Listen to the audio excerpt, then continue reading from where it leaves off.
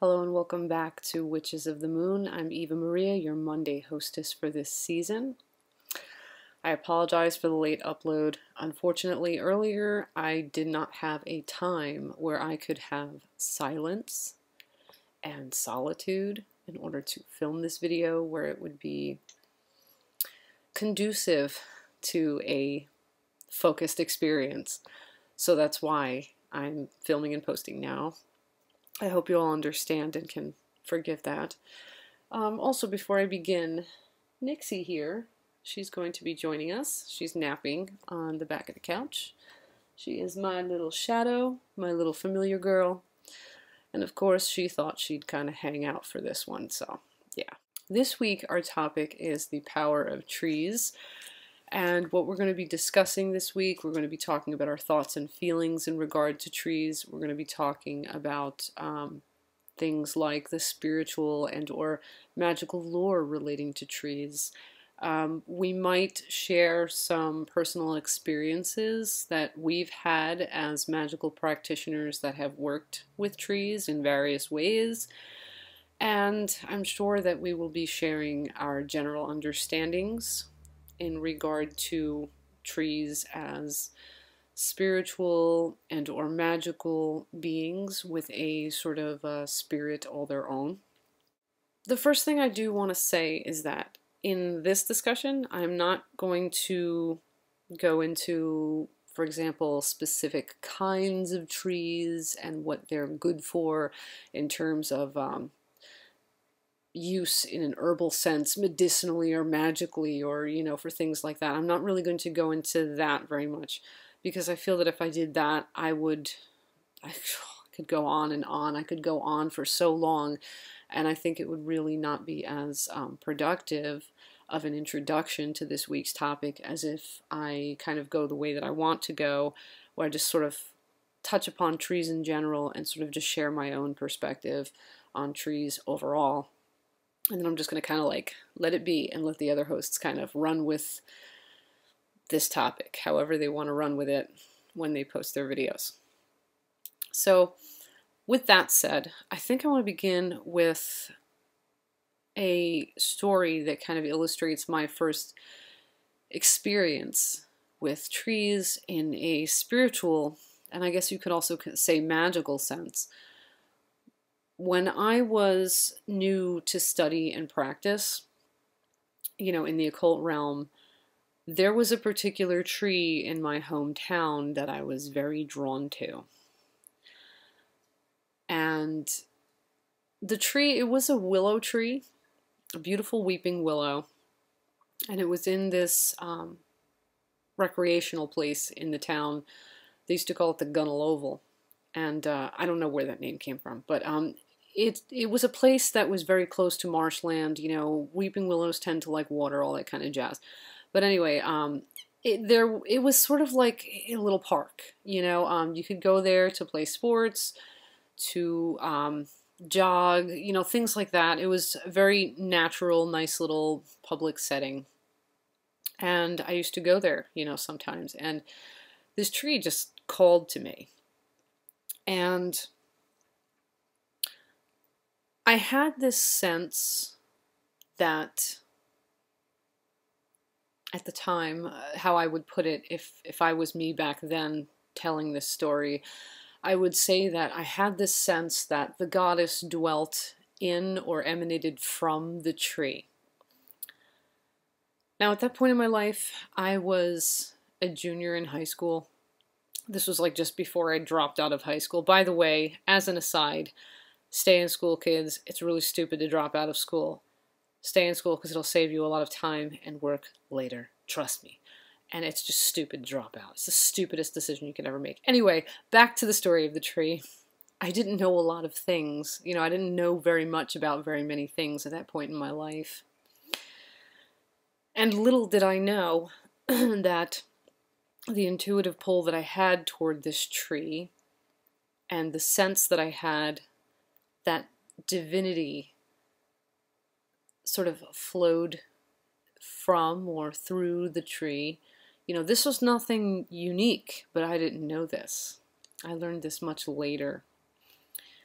There are many cultures, many paths, religions, whatever belief systems, historically and throughout the world, that have believed in some way or another, in various ways, that beings or deities or powers or consciousnesses, whatever, however, depending what exact religion or path or whatever belief system we're talking about, because there are so many, that there are many beliefs that there are beings that have dwelt in trees. You know, there is a lot of lore relating to sacredness and trees.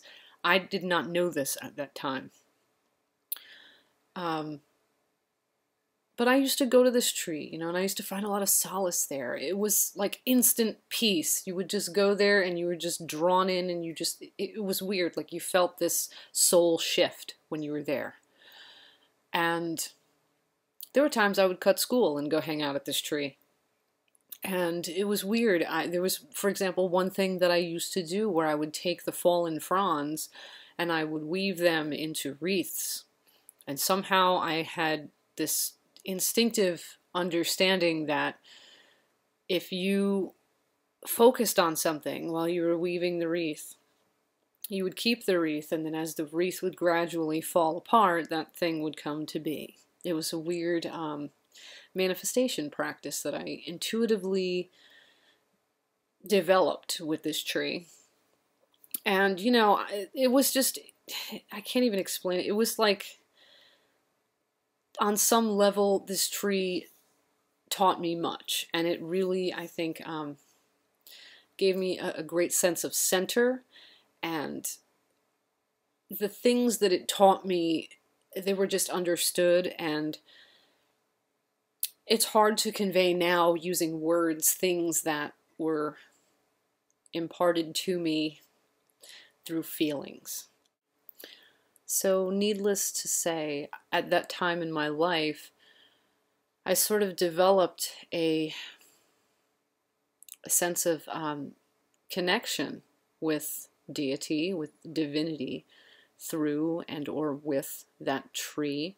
But what I had done, I don't think that's something that is unique to me. I'm sure that other people have had similar experiences with trees, whether they be specific or maybe in a general sense in relation to trees. The reason why I think other people have is because if they haven't, we probably wouldn't have so much magical and or spiritual lore coming from so many cultures or religious paths in regard to the spirit of trees.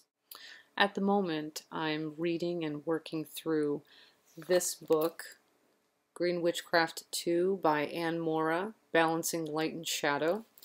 And in this book, Anne Mora shares a meditation that she refers to as tree blending. That's what she refers to this technique as. That's what she calls it.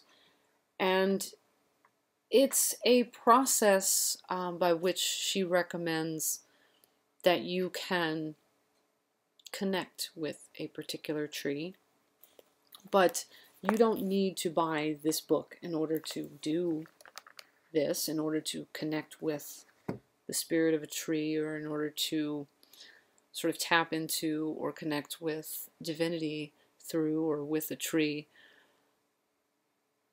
While it could be helpful, if I was able to forge that connection instinctually, I'm sure you can too. But I think if you choose to try to connect with or blend with the tree, you know, try to forge a relationship with a particular tree, it's important, I think. I would recommend trusting your psychic senses, trusting your intuitive, instinctive sort of feelings in regard to the tree. Openness is very important. You will know, I think, what tree can teach you the most. You will sort of be drawn to a particular tree, and as I said earlier, the things the tree will probably teach you, I'm pretty certain, I would say, based upon the experience that I had anyway, that how things will be conveyed to you will probably convey to you in a series of feelings and senses. You can also, as Anne Mora has done, you can integrate meditation in your connection with the tree. That's not something I did in my experience, but I think it is something that could help, probably would work wonderfully. You know, you could sit at the base of the tree and meditate, you know, explore. You can sort of go on a journey and encounter the tree and speak to the tree and, you know, really have an exchange in that respect. Or you can even just, you know, use visualization, allow the tree to show you things in your mind's eye. There's really no right or wrong way to go about connecting to a tree.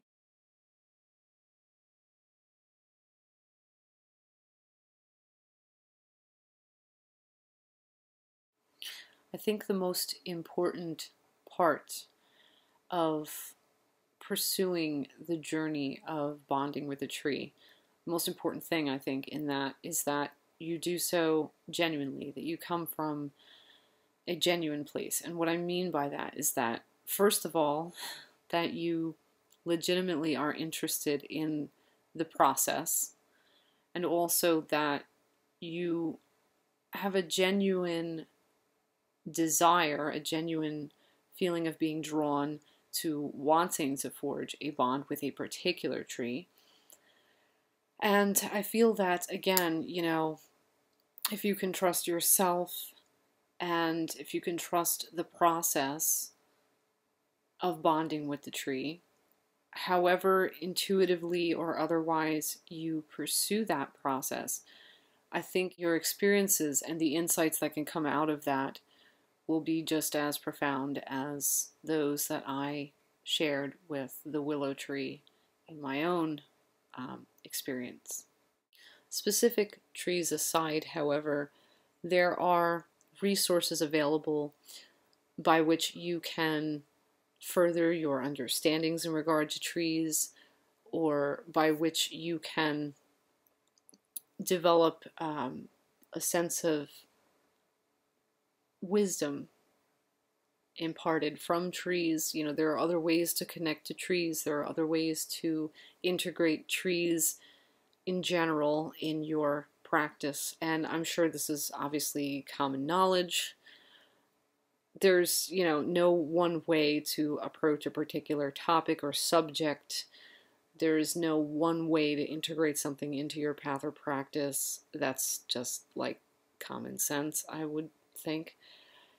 There is a great book here. The author is Jane Guilford, and the book is The Wisdom of Trees. I picked this book up many years ago, and I do recommend this as a wonderful source of gaining some greater insight into trees, you know, in general, as a whole. The back of the book, I want to read to you what it says here on the back of the book. It says, "The secrets of the ages are revealed in this rich compendium of ancient wisdom and knowledge about our relationship with trees, beautifully illustrated with stunning photography. Presented according to the Celtic tree alphabet, each letter is associated with the name of a tree. This book provides a wealth of information on the mystical aspects of trees, their traditional healing properties, and more." The reason I'm mentioning this book is that I feel that this is a great resource for anyone, again, as I said before, who wants to further their understanding in regard to trees in a spiritual and or magical sense. This book, I was going to say this tree, this book for me is a, what do you call it? What's the word I'm looking for? A great reference. Reference was the word I was looking for. This book is a great reference book for me. I repeatedly have gone back to this book when integrating trees, or when, you know, in my work, or when seeking out specific information in regard to trees and how they may play a role in the work that I do, or if I'm looking to understand something in regard to a particular kind of tree. For example, like if I'm looking into, if I'm working with apples or something to do with apples, I may turn to the section here on apple, on the apple tree. But there are many trees listed in this book, and this is a great reference. The trees mentioned in this book, I'm just going to read off to you the trees mentioned in it. This book covers birch, rowan, ash, golden gorse, alder, willow, hawthorn, royal oak, heather, holly, hazel, apple, aspen, entwining ivy, broom, blackthorn, elder, yew, nameless day, pine, beech. Those are the trees that this book covers, but this is an excellent book that you may be interested in getting, being that, our topic is the power of trees, and, this is definitely a great resource book. Now, some practitioners may choose to pursue the, knowledge of the Ogham, of the Celtic Ogham. They may choose to pursue the Ogham as a divinatory tool, and that is a wonderful thing.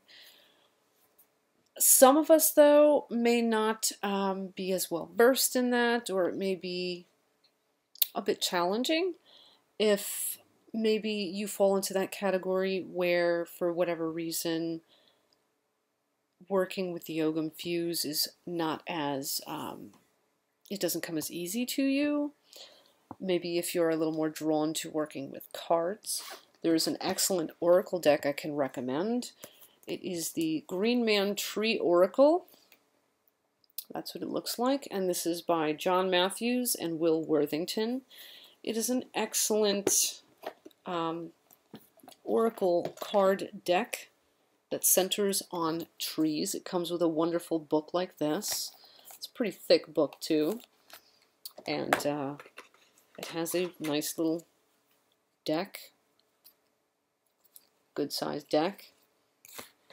And the trees in this deck are apple, fern, rowan, yew, holly, honeysuckle, beech, white poplar, oak, hazel, birch, heather, ivy, ash. Sorry about the noises in the background. That's Nixie playing with my things on the table off camera. Alder, gorse, blackthorn, elder, gooseberry, hawthorn, willow, spindle, blackberry, and Scots pine. Those are the trees that appear in this deck. Personally, I definitely recommend this deck if you would like a divinatory oracle that relates to trees, if you're in the position to purchase an oracle. You obviously don't have to, but I have found that readings with this deck are fairly accurate. I like this deck. I like the way that the book is written. It's the kind of, I'm sure maybe some people, if you get really familiar with the deck, you may not, at some point, eventually, you may not need the book to, give you the interpretations for the cards. I have not gotten to that point yet, but regardless, I find that when I read with this deck, I get some excellent results. So that is definitely something I wanted to share with you all, since we are on the topic of trees, and since some of you, like myself, may not take as easily to reading the Ogham Fuse. I am working on learning how, but at this time it is not my forte. I'm still, I don't take to it like a fish to water, And another thing I wanted to speak about now at this point in the video, before I kind of wrap things up, is I wanted to talk about how while it is nice to be able to, as I said earlier, connect to a specific tree, or even commune with trees physically, you don't necessarily have to physically be in the presence of trees to be able to connect with them. Because the spirit of the trees, it transcends physicality, first of all. And, also there's the reason behind maybe not always being able to commune with trees. For example, that maybe some people live in more urban settings, and maybe it's either not safe for you to go out and hang out by the tree on the corner for whatever reason, or maybe people will kind of interrupt your process in trying to connect with a particular tree in an urban setting. Or, the least of your worries, maybe some people will look at you funny or think you're absolutely insane. Not that that really matters. I mean, who cares, right? But, it may just be a little easier for people in situations such as, those that may live in an urban setting and not be as at liberty to physically connect with trees. You can work with the symbol of trees. You can, for example, if let's say you had a deck like this, you could commune with the spirit of a particular kind of tree using one of the cards in the deck. You could meditate with the card. You could do work with visualization.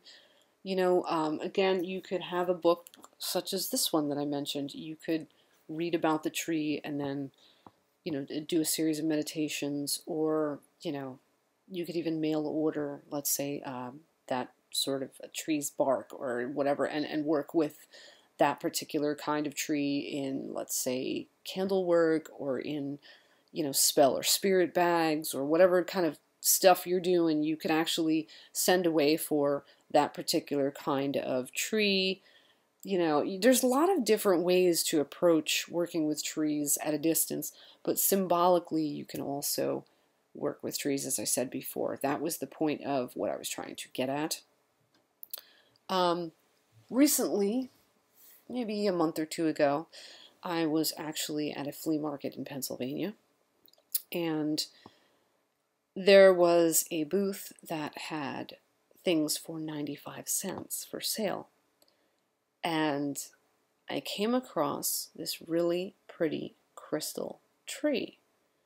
The base is what looks like a raw emerald, and then it has a little wire trunk, and then there are all these little pieces of what looked to me to be rose quartz as the little leaves, and also as, I guess, the either roots or what have you at the base of the tree. Foliage, maybe, I don't know. But I was drawn to this, this little symbol of a tree. It has a grounding quality, but also there's something about the concept of trees in general that I think on a collective consciousness level, in some respect, in that regard, I think human beings, we do all share in the collective consciousness, in a sort of human collective consciousness, and in that consciousness, I think there is an awareness that trees as symbols do sort of seem to have an association, at least for me, but I'm sure for others, with the origins of humanity, with the history of humanity. There's sort of a feeling of ancestry there, and I think that's not just because the roots go deep, but also this is a thing that springs from the earth, and humanity, we sort of, so to speak, sprang up from the earth, and just as the tree is vast, it grows vast and spreads wide, so does humanity, And also, there are many, many religions and belief systems that have stories of world trees, trees of life as well. So on some level, I think I kind of felt that. I kind of felt the connection there. And I was drawn to this little tree. And I do plan to do some extensive crystal work with this tree, you know, in regard to my connection with humanity and existence as a whole. And that's something, you know, something like what you could do with other symbols of trees. Even if you're doing something like flipping through a magazine and you're finding pictures of trees that resonate with you, or if you go online and you find some pictures of really beautiful trees, you can print out really wonderful pictures of trees that call to your soul, that speak to your soul, and you can spiritually, at a distance, work with a particular tree in that way, or you can connect with the spirit, I guess you could say, of a variety of tree. It doesn't have to be like a specific tree per se. It can be, for example, if you're drawn to the lure and the power in terms of metaphysical properties, let's say of apple trees or something, you could have, you know, pictures of apple trees that resonate with you, and you could put them up in a sacred space. And when you go into your meditations, working with the spirit of apple trees and the lure and the properties of apple trees, you could use those as visual aids, as focal points to help you to connect with that inherent power. I hope that makes some sense. I mean, there are so many ways to sort of tap into symbolic trees, whether you're wearing jewelry with trees on them, whether you get a tattoo of a tree. You know, there's so many different ways. Open your mind, let your mind soar. There is, I think, a very special experience, a special, how can I put it? There is something to be said for physically being with a tree, but you know what? Don't feel limited if you can't for whatever reason. If you're limited by geography or some other thing, whatever it happens to be, that you can't get out and be with a tree or with trees in general, don't let that limit you. You know, time and space are not fixed, and also physicality is not all there is. You know, spirit is everywhere. We are all connected. So being that all things come from source, you know, and source is in all things, that means somewhere in ourselves, trees dwell also. Just something to think about. And then in the trees as well, by extension, we are there. Just something to think about.